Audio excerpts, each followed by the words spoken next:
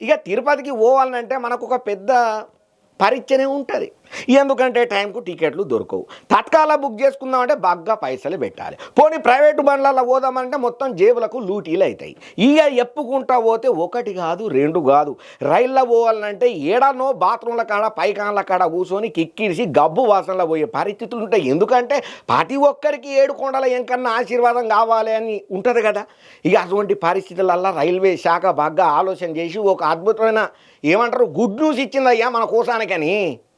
ఇక శ్రీవారి భక్తుల కోసానికని చెప్పి ఒక అద్భుతమైనటువంటి అదిరిపోయే శుభవార్తనే తీసుకొచ్చిన వల్ల మన ధమాకా దుమ్ముపై ఆర్తలల్లా ఆకు ఏమయ్యా గంతగనం శుభవార్తనంటారా. ఇక 7 కొండల్లో కొలువైనటువంటి తిరుపతి వెంకన్న స్వామిని దర్శనం చేసుకోనికే భక్తులు ఎంత ఆర్తితోని ఎదురుతారో, రాకలు పోకలు ఎంతగానం అవుతుంది. ఎప్పుడు కిక్కిరిసిన రైళ్లల్లా బస్సులలోనే ప్రయాణం చేసుకుంటా శివరాకరికి ఎన్ని తిప్పలు పడ్డా శ్రీవారిని అయితే దర్శనం చేసుకొని సంతోషపడుతుంటారు కదా. అయితే ఇట్లా చెప్పుకుంటా పోతే తిరుపతికి పోవాలని చెప్పి స్వామివారి దర్శనం కోసానికని చెప్పి చాలా మంది చాలా రకాలుగా ప్రయత్నాలు చేసుకుంటారు, ఎవరి సవలతను బట్టి వాళ్ళు. ఇక ఈ ప్రయాణం ముచ్చట్లల్లా అడ్వాన్సింగ్ బుకింగ్ చేసుకునేటోళ్ళు కొంతమంది అయితే తత్కాల్లో బుకింగ్ చేసుకుని కొన్ని పైసలు ఎక్కువైనా పర్వాలేదు అనుకునేటోళ్ళు ఇంకొంతమంది. ఇట్లా మొత్తానికైతే 7 కొండల స్వామిని దర్శనం చేసుకోనికే ఎవరికి వాళ్ళు తిప్పలు గట్టిగానే పడుతుంటారు. అయితే ఈ ముచ్చట్లల్లా రైల్వే శాఖ ఒక అద్భుతమైనటువంటి ఆలోచన చేసి కరీంనగర్ కించి తిరుపతికి ఒక కొత్త రైలును ప్రకటన చేసిందయ్యా. ఆగస్టు నెలకించి ఈ కొత్త రైలు అందుబాటులో రాబోతున్నదట.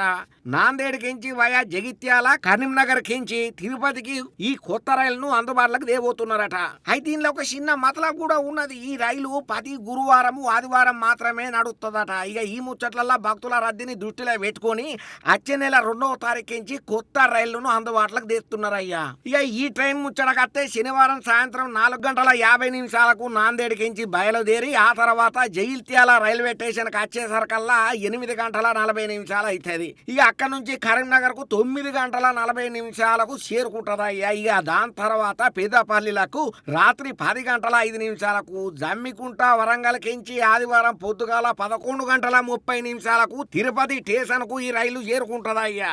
ఇక మళ్ళా ఆదివారం 7:45 కించి తిరుపతి కించి బయలుదేరినటువంటి ట్రైను సాయంకాలం 4 గంటలకు నాందేడుకు చేరుకుంటదయ్యా. ఇక నాందేడు స్టేషన్ కించి ఆగస్టు 2, 9, 16, 23, 30వ తారీఖులలో తిరుపతికి బయలుదేరుతుంది అన్నట్టు.